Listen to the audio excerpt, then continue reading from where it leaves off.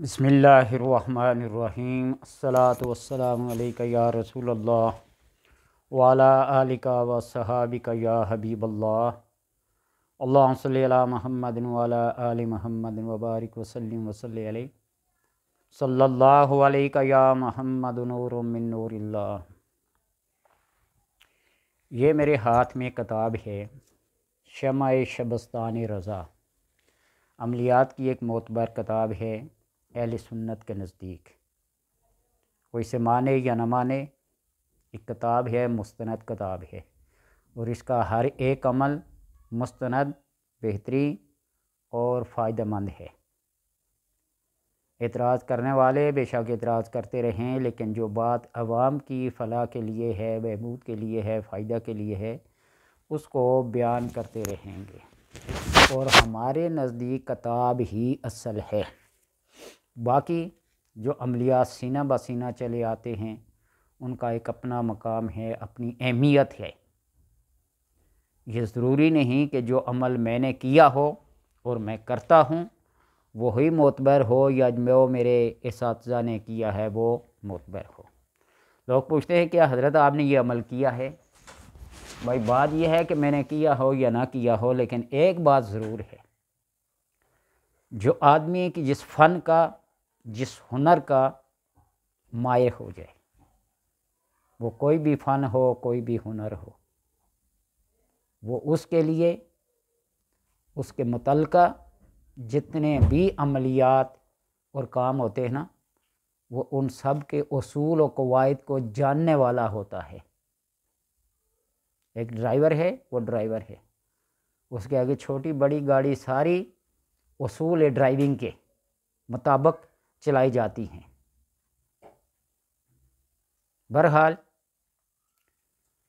एक अमल हर मुसीबत से बचने के लिए निहायत नफीस और उम्दा अमल है, और ये हर साल 4 रजब को लोग करते हैं।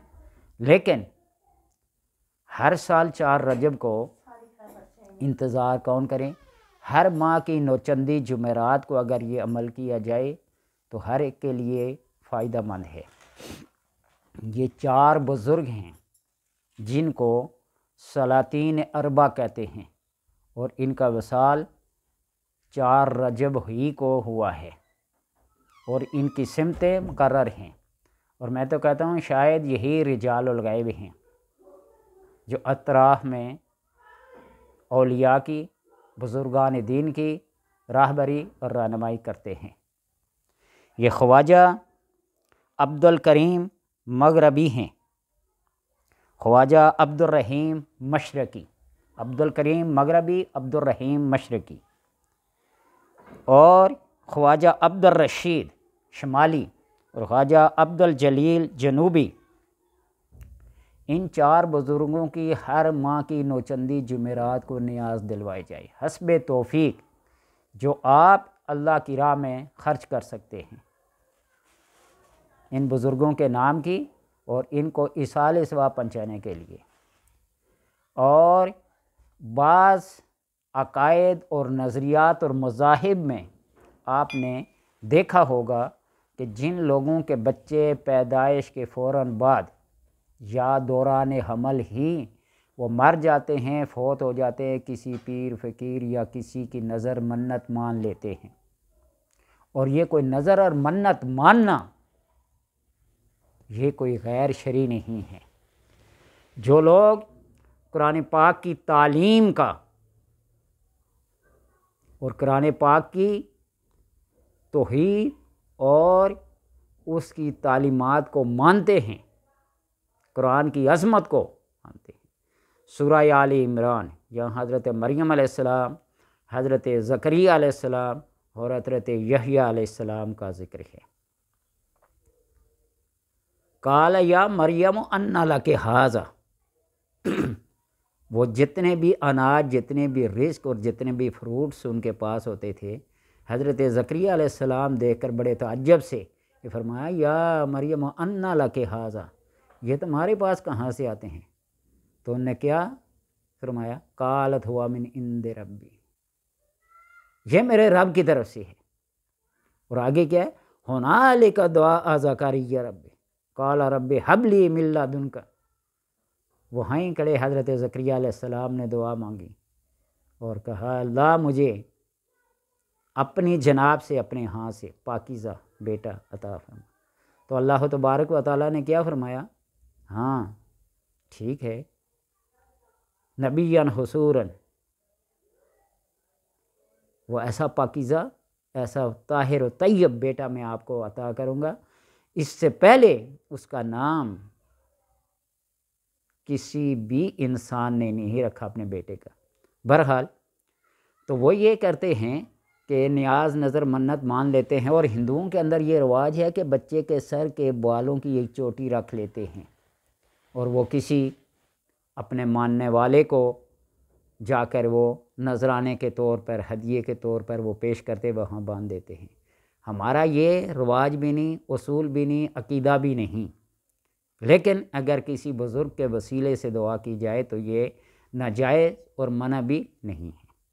تو لہٰذا جو بندہ یہ عمل کرتا ہے ان 4 بزرگوں کا، ہر نوچندی جمعرات کو ان کے ایصال ثواب کے لیے کچھ کلام پڑھ کر اللہ کی راہ میں کچھ خرچ کرتا ہے، تو اللہ تبارک و تعالیٰ اس کی اولاد نرینہ، اس کے ظاہر و باطن کو ہر قسم کی پریشانی سے، بیماری سے، نجاست سے، گمراہی سے کیا کرتا ہے، پاک کرتا ہے۔